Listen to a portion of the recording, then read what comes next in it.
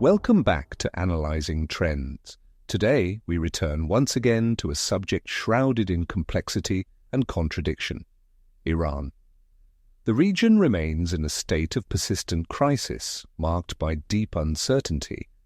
At times, it feels as though we're caught in a cyclical pattern, each new development echoing the past, yet our collective memory seems short-lived. We continue to ask ourselves, why do we so often misinterpret the signals emanating from the Middle East? Is this a matter of strategic miscalculation, or does it point to a more fundamental flaw in the frameworks we rely on to interpret global crises?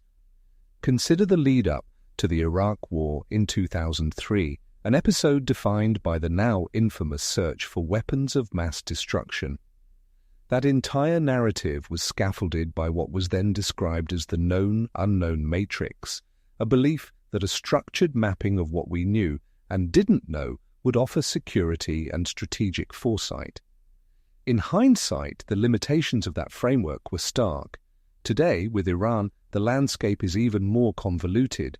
We are navigating a terrain shaped by digital narratives, generational trauma, diaspora mobilization, and a proliferation of identity-based discourses.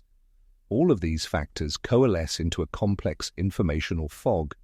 The question, then, is this: are we witnessing history repeating itself, or are we confronting a blind spot that has yet to be fully acknowledged or understood? That is the inquiry at the center of today's discussion. And while I acknowledge I may be mistaken, it seems increasingly clear that our prevailing intelligence frameworks, the models we routinely depend upon, are not well equipped to grapple with the layered complexity of human culture, historical trauma, and perceptual nuance. They operate more like rigid satellite tracking systems attempting to follow a sandstorm, precision tools applied to inherently chaotic and shifting dynamics. In such environments, it's not what's static that matters most. It's the emergent patterns, the adaptive behaviors, the contradictions. So today, let's widen the frame. Let's challenge the assumptions embedded in our analytic models and consider what they may be filtering out. Let's start with a framework you may have seen before, the known-unknown matrix.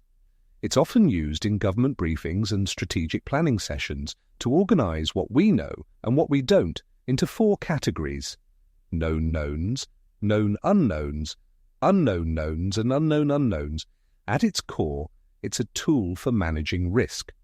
A known known is something we're confident about, like the fact that Iran has nuclear ambitions.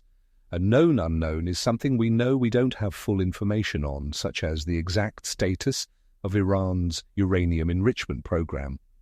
An unknown known is a little more complicated. It refers to things that are known by someone, somewhere in the system, but are not widely recognized. These might be facts that are classified, ignored, or simply forgotten, insights that exist but haven't been acted on. Then there are the unknown unknowns, factors we don't even realize we're missing. These might include surprise developments like secret alliances or sudden escalations that no one saw coming. While this model seems helpful at first glance, it oversimplifies complex realities. It puts information into neat boxes, but in doing so it often leaves out the cultural and emotional context that shapes how people behave. And that, as we'll see, is a big part of the problem. The challenge with the known-unknown matrix is that despite its utility, it remains largely abstract, conceptually neat, yet fundamentally detached from the lived complexities of culture and human interpretation. It frames intelligence in terms of informational voids, rather than examining how meaning is constructed from the information we do have. In doing so, it privileges action based on perceived risk over understanding rooted in cultural context. We saw this dynamic play out in Iraq. The absence of definitive evidence was reinterpreted as the presence of imminent threat. That wasn't merely a lapse in intelligence, it was a failure of imagination. To put it differently, relying solely on this matrix is akin to attempting to read a novel by scanning only the missing pages. You don't just lose facts, you lose narrative, intent, emotion, and without those, the story makes little sense. Now, this is where the conversation becomes particularly compelling, the Johari window. It predates the known-unknown matrix and comes from the field of psychology, originally developed to explore self-awareness and interpersonal dynamics. Yet, it offers a valuable lens for geopolitical analysis, especially when cultural perception and identity are at play. The model consists of 4 quadrants: open, hidden, blind, and unknown. The open quadrant refers to information known both to oneself and to others, such as the widely acknowledged international concern surrounding Iran's nuclear trajectory. The hidden quadrant encompasses information known internally but deliberately withheld, such as intra-government dissent or societal unrest that remains unspoken. The blind quadrant captures what others perceive but the self does not. This might include the West's persistent misreading of Iranian cultural signals and symbolic expressions. And finally, the unknown quadrant consists of what is obscured to all parties: future developments, emergent behaviors, or latent dynamics not yet revealed. Unlike the known-unknown matrix, which isolates informational gaps, the Johari window centers relational awareness, how knowledge is shared, concealed, distorted, or simply not yet formed. In contexts as fraught as Iran's, that distinction can be critical. What makes the Johari window especially valuable is that it shifts the focus from merely what we know to how we come to know it. It introduces dimensions often absent in strategic frameworks: perception, power, asymmetries, and communication gaps. Knowledge, in this model, is not a static repository of facts. It is relational, shaped by context, emotion, and the dynamics between observer and observed. This is particularly salient when analyzing Iran. Foundational narratives, martyrdom, sovereignty, the enduring legacy of colonial intrusion, occupy a kind of epistemic blind spot in much of Western intelligence analysis. These elements are not inaccessible or unknowable. Rather, they remain unacknowledged because our dominant analytic models tend to overlook the cultural and historical frameworks that give them meaning. In this way, the issue is not a lack of data, but a form of conceptual myopia, a narrowing of vision that filters out precisely the elements that are most crucial to understanding the situation in its full complexity. And importantly, this isn't merely a theoretical exercise. As explored in a previous episode on cultural intelligence, some of the most critical signals in a geopolitical context are those that go unnoticed, not because they are hidden, but because we are not attuned to perceive them. The Johari window offers a framework for recognizing that gap. It reminds us that intelligence is not solely about collection and analysis. It's about orientation, about cultivating the awareness to ask different questions, to see beyond the immediate, and to remain alert to meaning that emerges outside our expected fields of vision. So what if we reimagined the Johari window, expanded it, in a sense, to meet the complexity of the world we're trying to understand? Imagine integrating it with methods such as scenario planning, red teaming, and cultural semiotics. These are tools not only for identifying what is absent, but for interpreting what is significant. In this view, the unknown is not merely a void to be filled with data, it is a space shaped by emotion, culture, and power. It holds narratives, symbols, and latent tensions that conventional models often overlook. By broadening our analytical lenses, we begin to engage with uncertainty, not as a failure of knowledge, but as a terrain of meaning that requires cultural fluency and imaginative inquiry. In this expanded hybrid framework, the quadrants of the Johari window are no longer static.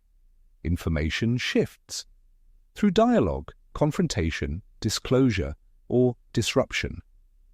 What was once hidden can become visible. What was assumed to be understood can suddenly appear unfamiliar. Crucially, this model allows for the layering of multiple perspectives: the Iranian state, youth protesters, diaspora communities, Western diplomats. Each operates with its own version of the Johari Window, its own visibility, its own blind spots, its own contested truths.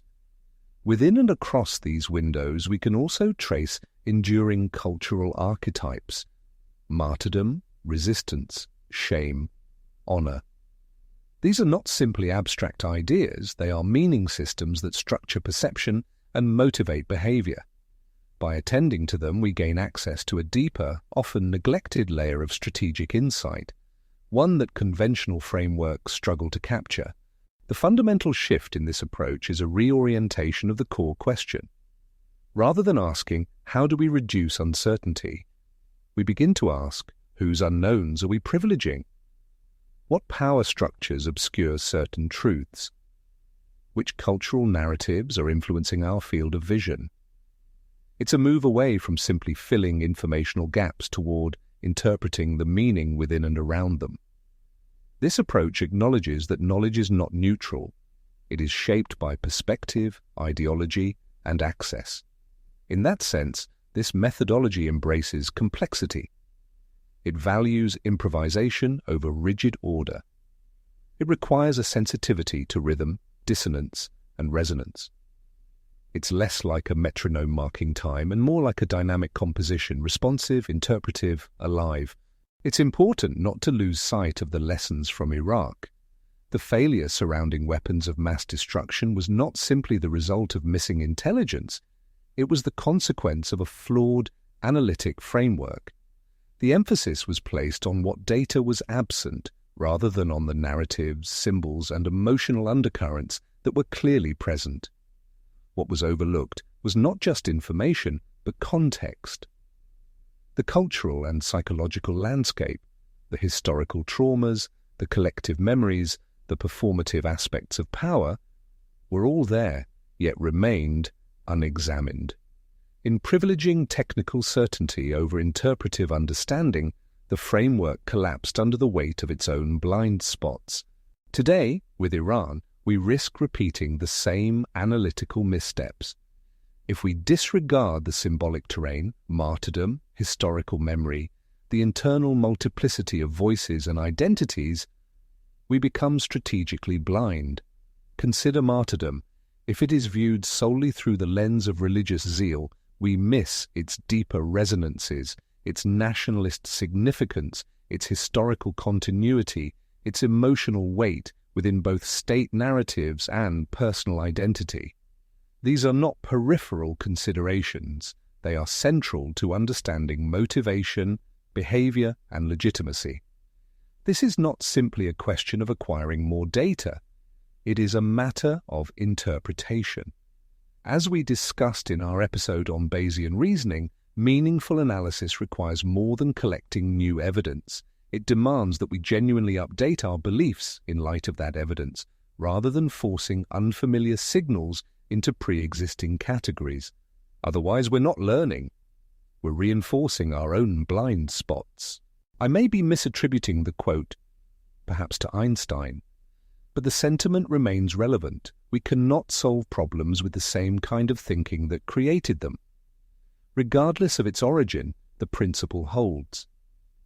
When confronting complex layered geopolitical challenges, relying on the same analytical paradigms that have consistently fallen short is not just insufficient, it's counterproductive. New understanding requires new thinking. So where does that leave us? Perhaps it's time to move beyond the notion of intelligence as the mere act of filling informational voids. Instead, we should begin to view it as a form of cultural engagement, an interpretive practice rooted in context, empathy, and dialogue. Intelligence is not solely about the extraction of facts. At its most effective, it fosters shared understanding. It becomes a means of insight rather than an instrument of surveillance. And that distinction is not just semantic, it's strategic. Here's a challenge to consider. Identify one dominant narrative surrounding the Iran crisis. Then ask, Where does it truly belong within the Johari window? Is it part of the open quadrant, widely acknowledged and understood? Is it hidden, deliberately withheld, blind, visible to others but not to us? Or does it fall into the unknown yet to fully emerge? And more importantly, what might you or we collectively be blind to? That question is where the real work begins. That's all for today on Analyzing Trends. Next time, we'll continue exploring the narratives and models that shape how we interpret the world around us. Until then, keep asking better questions, and more importantly, look hard at the blind spots. That's where the real insight lives. See you next time.